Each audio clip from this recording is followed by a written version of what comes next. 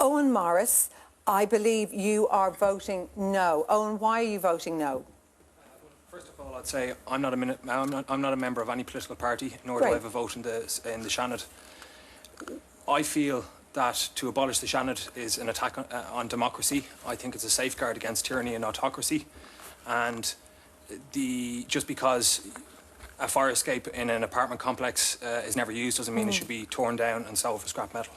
I'm going now to Professor John Crown. John, you are advocating a no vote, voting no, and you're with Democracy Matters.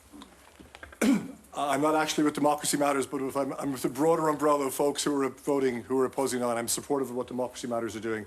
Miriam, my position basically is I am hugely disappointed that the Taoiseach, who should be here tonight, who should be engaging in debate, and who's been hiding, has conducted a campaign about the most fundamental change in our Constitution for at least 70 years, with such dishonesty. And I hate to say this, I've been thinking about this all day, but I will use the word. We're being told lie after lie after lie in the course of this campaign. Lies by people who know better about the money. Lies by people who know better about what the Seanad actually does. It is not just a watchdog. It is not primarily there to block laws. It's there to improve laws. 550 amendments in this Seanad alone. One third of all legislation on our statute books originating in the Seanad. This sort of, canard that we're hearing, that because we've never, to paraphrase my colleague earlier, that because we've never actually used the smoke alarm, we should get rid of the smoke alarm, is absurd. Now, in return for that, he's offering us an IOU. And he's offering us an IOU which states basically, you give us your Seanad, and at some undetermined future stage, we will give you the kind of true political reform we need, reform which, if we had had it 10 years ago, might have prevented the catastrophe. And the question is, do you trust him? Is his creditworthiness good on that IOU, considering he's been kicking people who are experts off committees rather than putting them on committees for no other reason other than they were politically inconvenient? I do not trust him in this. Thanks for that, John. Joe O'Connor from the Union of Students in Ireland advocating a no vote. Isn't that right, Joe? Yeah, well, I suppose there's a huge amount of political apathy out there with young people, and particularly with our members. But we certainly don't feel that this referendum offers real reform. We ourselves have proposed political reform proposals within this document that would reform both the Dáil and the Seanad. But just to come back to the point on the creditworthiness, do we really believe and trust a government that claimed that they were going to bring about real political reform, and within the lifetime of this government have established the Economic Management Council, which is essentially 4 senior politicians and officials that determine and control the economic decisions of this country, that are going to empower committees, which they say the Seanad is undemocratic, which it is, and that it lacks expertise, which it does, but at least it has limited expertise. Committees at the moment under this government have completely no democratic function, and the expertise is completely determined by the Taoiseach. We have seen an international banker removed from the Finance Committee because of a conscience issue. We've seen scientists removed from the Health Committee because of Roscommon Hospital closure, which was something that Fine Gael committed to before the last election. So do we really believe that the same government that has failed over the decades to deliver reform on the Seanad, are they now going to deliver reform on the Dáil? OK, Joe, I'm going to stick with our audience, and I have Anne Fitzpatrick. Anne, I think you're a no voter and you're a barrister. I am, and I'm also an independent in terms of I have no party affiliations. I guess the reason that I would be voting no on Friday is twofold. I guess it's 2 questions. What next and what's the rush? In terms of what's next, I feel that we're being asked to abolish the Seanad, which will comprise 72 amendments to our Constitution. In return, we get a 7-page Dáil reform note, not a legislative proposal, a note, 3 weeks ago, which contains rather flimsy Dáil proposals which are not concrete. So essentially, we are being asked to reform our Constitution in return for nothing. We have no proven Dáil reform in its place. This matter has not been put to the Constitutional Convention and has been steamrolled. And just to point out as to what's the rush point, I would say that what is the rush? I feel this is a cynical measure that's been taken on the eve of yet another austerity budget. We could have had this referendum having had a transitional phase with meaningful Dáil reform, and we could have had this when we could see whether or not the Seanad was fit for purpose. OK, thanks for that, Anne. Glenna Lynch, Democracy Matters. Glenna? Miriam, I think we need to focus on what happens if we actually go out and vote yes on Friday. There's been very little talk about it. The dishonest and cynical posters that are all across the country are really just the wrapping paper around a hand grenade that is being dropped on the Constitution. I think we need to be deeply worried about the type of thing that we are giving up, the rights that we are giving up. We need to be very worried about why the government would want to sweep away so many of our constitutional rights when they didn't even need to sweep away some of them to achieve the abolition of the Seanad. Those things are in place for us. They have protected us for a long time. And unless we go out on Friday and give them away, they will protect us and our children and our grandchildren into the future. And I think it's critical that people look at the impact of voting yes, because we are giving something away, we are not receiving something. The only really safe vote on Friday is a no vote. The only vote that is going to hold open a door to any kind of meaningful political reform or transparency is a no vote. And we need to remember one thing, and I will take it with me on Friday. Power corrupts and absolute power corrupts absolutely. Okay, I'm going back to the audience for a moment. I want to bring in Patricia McKenna, actually. I think Democracy Matters, are you, Patricia, or aligned to that point of view? Yeah, that's right. I mean, I'm actually very disappointed by a lot of the parties on the left who seem to have bought into this mantra of, saving money and getting rid of politicians, which sounds very popular. But the bottom line is what we're actually voting for, or what's been put to the people, is to get rid of the Senate before there is any chance of it being reformed. And it's quite clear the cards are on the table. There's huge public support for a reform of the Seanad. And what happens, what I'm surprised at is why the Seanad is not being reformed to ensure that we have proper scrutiny of EU legislation. We've one of the lowest scrutiny mechanisms in the EU.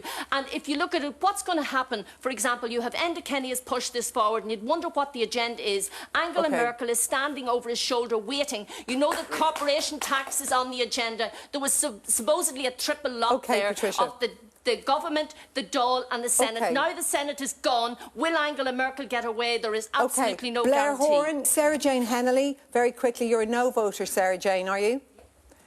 I'm a no voter. I'm not affiliated with any political party. But for me, you touched on that issue there. The things that people really care about are economic issues. And we've had this referendum thrust upon us with there's basically either disengagement or there's absolutely no interest in it. And I think it's all a red herring. It's a complete distraction from the real issues that people are concerned about. And it's a gross waste of taxpayers' money.